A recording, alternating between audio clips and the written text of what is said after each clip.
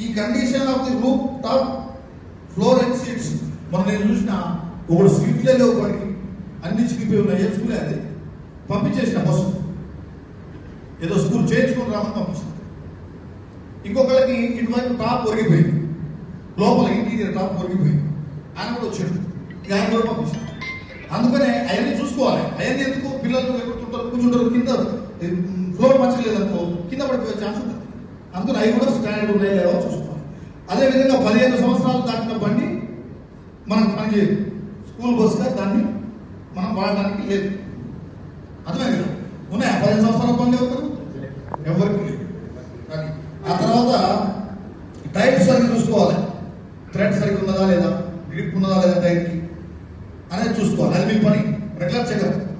మీరు ఇప్పుడు చేస్తుంటా పోవచ్చు కానీ స్కూల్ బస్సులు పెట్టేసినట్టు వెళ్ళిపోతారు.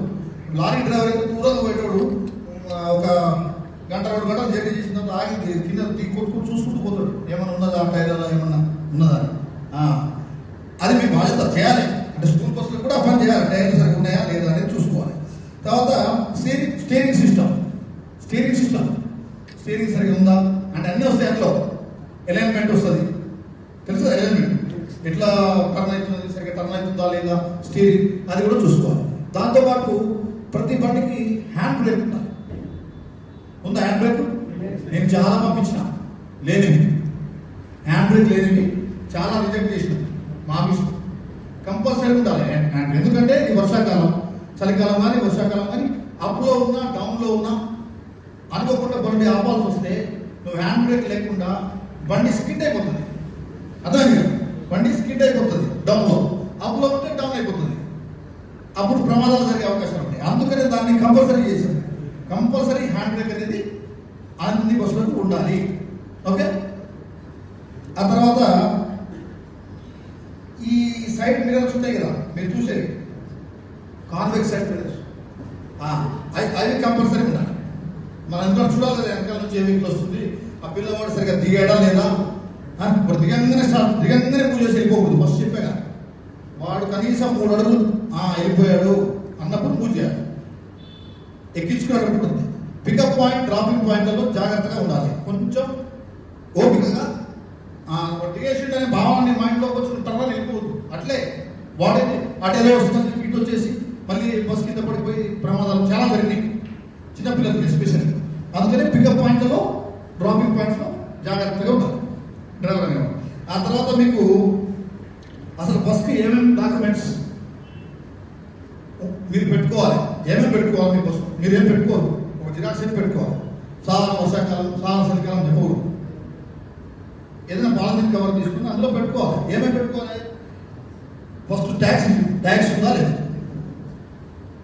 ట్యాక్స్ ఉన్న బండి నడపాలి. ట్యాక్స్ లేకుండా నడిపితే మీకున్న పర్సనల్ ఇన్సూరెన్స్ కూడా. తర్వాత పర్మిట్, నేను చెప్పిన 5 పంపిస్తుంది, పర్మిట్లు అయిపోయినాయి మీ బండి చేయించుకోవాలి. ఇన్సూరెన్స్ సర్టిఫికేట్, ఇది ఇంపార్టెంట్. మనవాడు ఇన్సూరెన్స్ చెప్పారు సార్వాడికి చెప్పాలి. మీరు ఇన్సూరెన్స్ కూడా ఏం చేస్తాడు, అంత ఇన్సూరెన్స్ చేతిలో ఉంటుంది. ఒక బండి ఫ్యాటల్ యాక్సిడెంట్ అయిన తర్వాత దానికి ఇన్సూరెన్స్ కంపెనీ వచ్చి ఇవన్నీ చూస్తాడు, ఏమేమి లేవు, వాడు ఏం లేవో చూస్తాడు. డ్రైవర్ లైసెన్స్ లేదు, చలో నేను మీకు ఇన్సూరెన్స్ లేదు. ఫిట్నెస్ సర్టిఫికేట్ లేదు, క్లైమ్ కాదు. డ్రైవర్ లైసెన్స్, పియూసీ కూడా అది ఇంపార్టెంట్. ఇట్లా నేను చెప్పిన ఈ 5 ఉన్నాయో ఇవన్నీ మీరు క్యారీ చేయాలి మీ బండ్లలో. అంటే పెట్టుకోవాలి. ఎవరన్నా చెకింగ్ ఆఫీసర్ వచ్చి అడిగితే చూపించడానికి ఈజీగా ఉంటుంది. మీరు కూడా ప్రౌడ్గా చూపించవచ్చు, అన్ని కాగితాలు ఉన్నాయి ఏం సార్ అని చెప్పి. అట్లా ఇవి మీరు క్యారీ చేయాల్సి ఉంటుంది. ఇంతకుముందు చెప్పిన పాయింట్ అన్నీ కూడా మీ బస్సులలో ఉండాలి. ఇది ఇంటర్నల్ ఉండదు, ఎక్స్టర్నల్ ఉండదు. ఏమున్నా మనం చెప్పిన పాయింట్లన్నీ కూడా ఇప్పుడు వరకు నేను చెప్పిన పాయింట్లన్నీ మీ బస్సెస్లో ఇన్స్టాల్ చేసి ఉండాలి. అది స్కూల్ బస్సుకు ఉండాల్సిన, ఇది స్కూల్ డ్రైవర్లకు ఉండాల్సిన బాధ్యత. అర్థమైంది కదా అందరికీ? ఒకళ్ళు చెప్తారు ఎవరు లేచి ఏమేమి ఉంచుకోవాలి బండ్లో.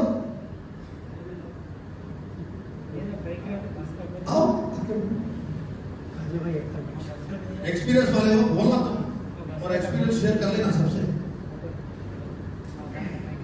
गाड़ी में रहने से चीजें आरसी, परमिट और इंश्योरेंस, पोल्यूशन और ड्राइविंग लाइसेंस ये परफेक्ट रहना. गाड़ी की टायर चेकअप जो भी है, हवा चेकअप कर लेना.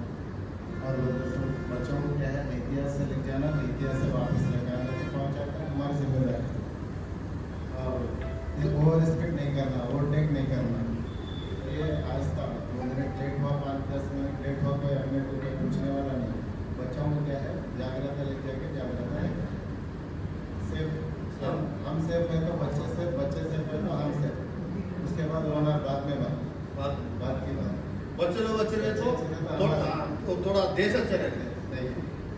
चलो अच्छा है। Thank you.